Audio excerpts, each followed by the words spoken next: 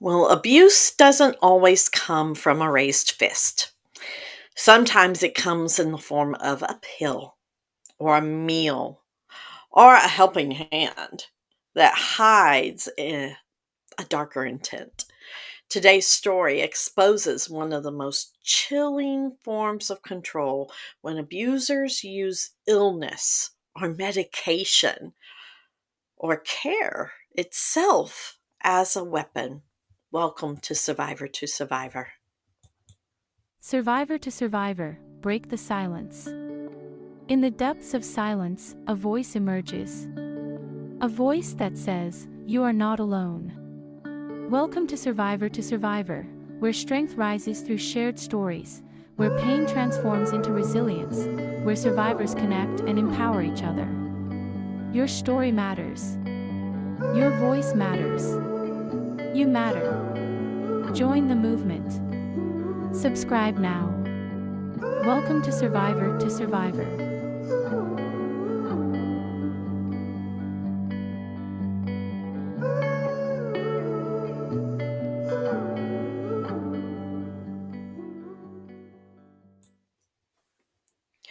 Well, welcome back. We got an email submission in. It says, "Hi, Survivor to Survivor. This isn't something I've ever said out loud because it sounds unbelievable. My ex used to make me sick on purpose. It started small. He'd tell me he accidentally gave me the wrong dose of my anxiety meds. Then my food started tasting off.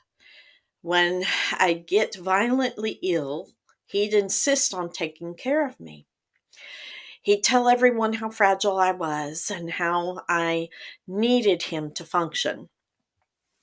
Once I found an open pill capsule floating in my drink.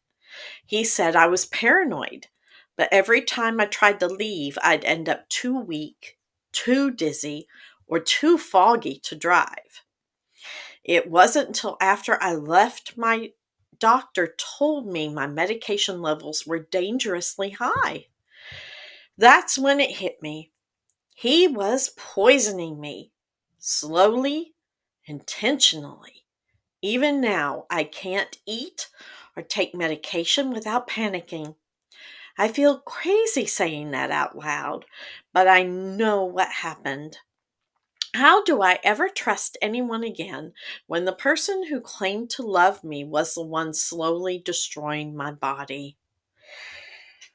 Well, what I will need to tell you, Survivor, is that what you experienced is not paranoia. It's called medical abuse.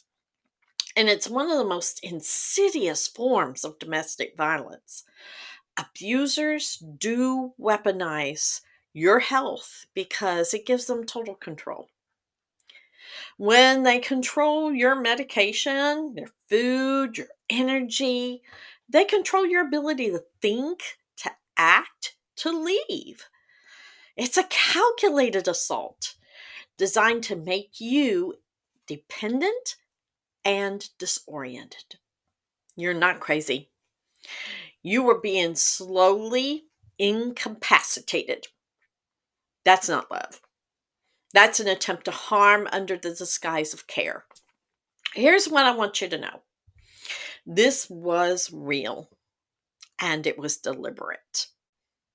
Survivors of medical abuse often doubt their own memories because the abuse hides behind accidents or concern.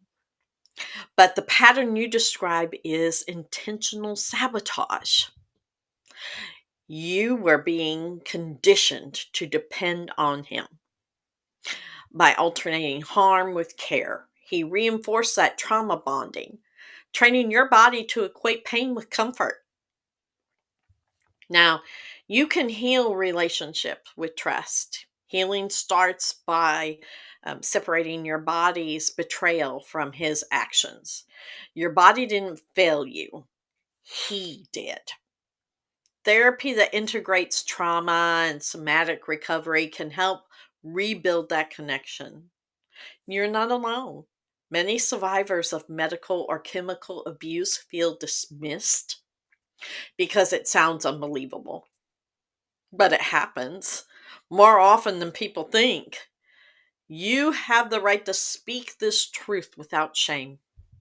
You survived something horrifying. The fact that you can still question, still care, and still want to heal proves that he did not win. Your body remembers the pain, but it also remembers survival. So be compassionate to yourself. If your abuser ever tampered with your medication, your food, your health, know this: you are not paranoid, you are not crazy, you are a survivor of medical abuse, and you deserve safety, healing, and that is real care. If you have a question or a story you'd like to share, email us at podcast@breakthesilencedv.org. And abuse doesn't always leave visible scars. Help BTSADV bring awareness to survivors who've endured hidden forms of abuse by joining the Walmart's Spark Good Roundup program. Go to Walmart sorry, y'all. Go to walmart.com/sparkgood. Select Break the Silence Against Domestic Violence and round up your total each time you shop. Every cent helps fund survivor healing and advocacy programs. And we will catch you next Friday on